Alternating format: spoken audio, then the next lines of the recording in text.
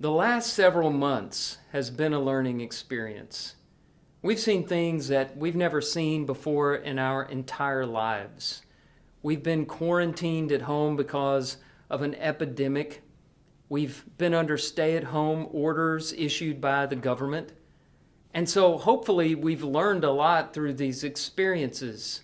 One of the things that we've learned is how to deal with alone time. And I have a very simple question for you. I think you'll know the answer to it, whether it's the right answer or not. The question is this: have you enjoyed your alone time? Did you like being alone? And a lot of you will immediately say, no, I didn't enjoy having to stay home from school or having to quit my sports and the activities that I enjoy. I didn't enjoy not being able to go to church. And I understand where all that comes from.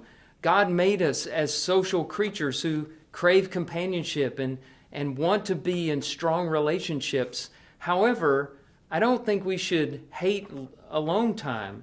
Solitude is a really important discipline for our lives, and that's something I want you to think about in our time together today. If you look at the examples in the Bible, you find that many of the biblical characters we love, that we learn from, spent a lot of time alone. King David, before he was king, surrounded by all of his counselors and advisors and his entourage and all the people in the palace, he was a shepherd who spent a lot of time alone in the fields with his sheep. And if he hadn't had that time of solitude, he wouldn't have been able to write those amazing psalms that feed our souls in the way that they do.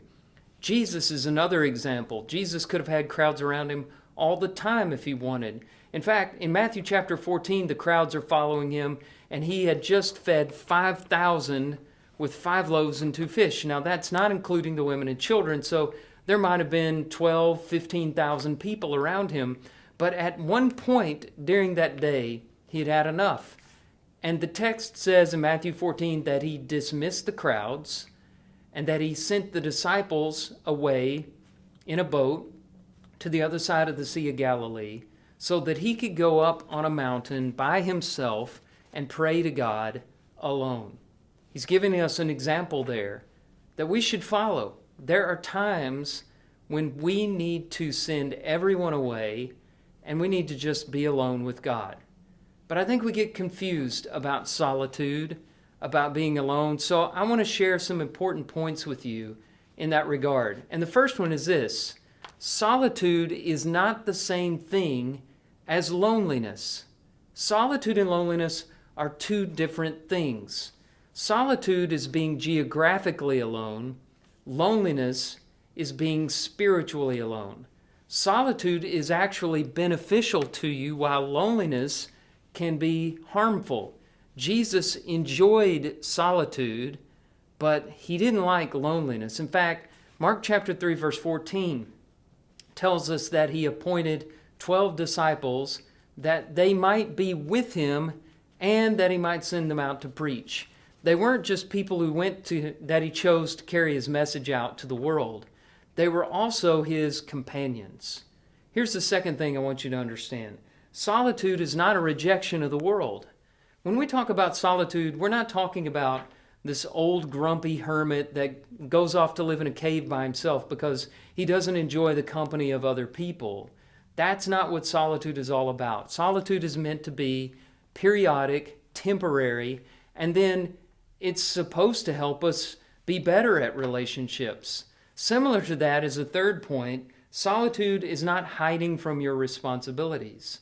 If anything, solitude will make you more productive because it's when you're alone that you have the time to plan and prepare for all the many things that you have to do. One final thought along this line. Solitude is not a problem that needs to be fixed. We often treat it that way. What's the first thing that you do when you find yourself alone?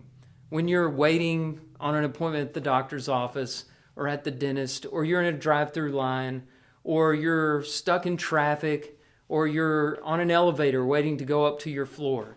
What's the first thing that you do? The first thing you do, probably, if you have a phone, is you pull your phone out and you go onto social media and you connect with your friends virtually because you can't be with them in person. Well, maybe we need to stop that habit because we're killing some alone time that could be very helpful to us, very beneficial. You know, solitude is not necessarily a problem that needs to be solved.